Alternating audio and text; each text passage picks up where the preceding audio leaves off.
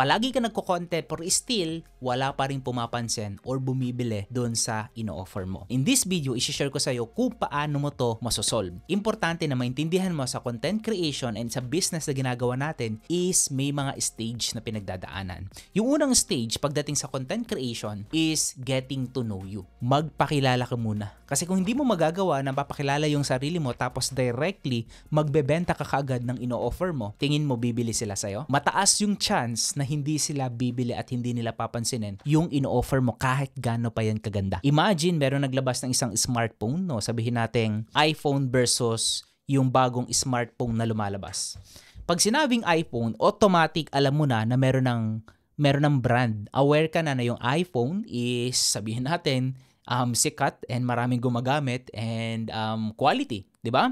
Kapag meron namang isang product na hindi mo first time mo lang nakita, yes, maganda yung features, pero hindi mo alam kung sino ba yung may-ari, ano ba yung brand, ano ba yung pinagmula ng product na yon, i-hesitant ka na piliin yung brand product na yon. Sa lahat ng gagawin mo, importante pagdating sa content creation, don't focus muna on selling. Importante, stage number 1 is knowing. And i-share ko sa iyo ilan sa mga strategy na natutunan ko. Last 2 days kasi I attended sa isang content workshop ni Alec Cuenca. Kung familiar ka kay Alec Cuenca, just search Alec Cuenca. So, shinare doon kung paano makakapag-create ng sobrang clarity pagdating sa content, yung brand strategy and paano yung execution. And the reason kaya ako nag-video is para i-share sa iyo yung ilan sa mga natutunan ko. And ito yun, yung sinashare ko sa iyo.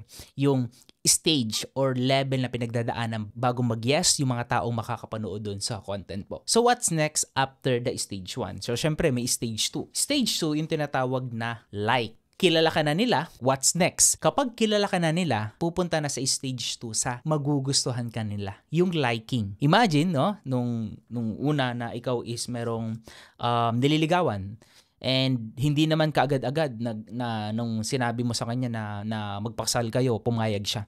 So, dahan-dahan, nagugustuhan ka na niya and then sinagot ka niya and then hopefully kayo na ngayon, di ba? Kanina pinakita ko sa'yo sa stage 1 is yung getting to know you.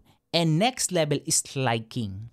Kapag nagustuhan nila yung sineshare mo, no, like nagsishare ka ng mga value content, inspirational content, nagsishare ka ng mga educational content, anything na makakatulong para makilala ka ng mga taong gusto mong iserve, gusto mong i-lead dun sa business mo, and leading na magustuhan nila kung ano man yung value or content or message na gusto mong ipakita.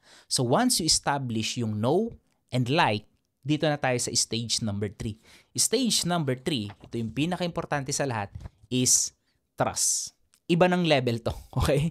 Meaning to say, knowing, like, and trust. Ito yung isa sa pinaka-importanting element para bilhin ng mga tao yung offer mo. Walang tao na bibili na hindi siya nagtitiwala dun sa product, sa offer na nakita niya. Laging merong elements na yes, confident ako na makakatulong sa akin to. Confident ako na kapag tinake ko yung supplement na to, makaka-help siya sa akin. Confident ako kapag yung product na to is in-apply ko sa sarili ko, ginamit ko, makaka-help siya sa akin. Ibig sabihin, meron ng trust. And nangyayari lang yung trust once nagpakilala ka sa kanila, hinelp mo sila, in-educate mo sila through your content, nagustuhan yung content mo, leading dun sa trust.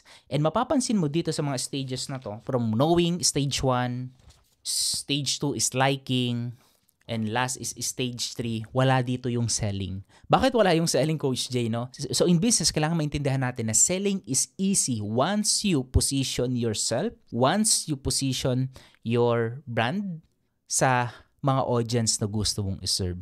Mangyayari doon is you can sell talaga without actually selling.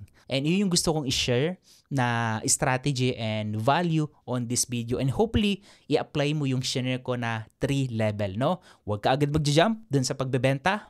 Focus ka muna on knowing level, okay? Knowing, liking, and trust. And we hope yung mga taong makakapanood ng videos mo is dahan-dahang magustuhan ka, magtiwala sa'yo, and kunin kung ano man yung in-offer mo. Thank you so much for watching. Kung nakatulong sa'yo yung video na to, don't forget to like and share this video. This is Coach Jay. See you on the next one.